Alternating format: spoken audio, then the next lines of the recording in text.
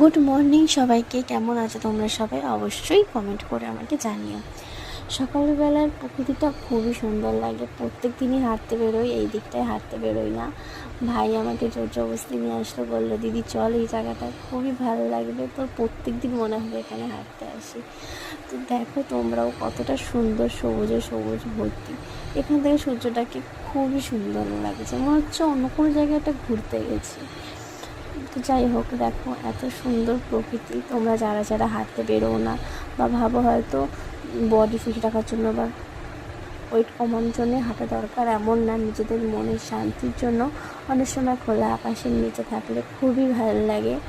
আর এত সুন্দর প্রকৃতির হাওয়া যদি সকালবেলায় উপভোগ করো না, সত্যি মনটা একদম জুড়িয়ে যায়।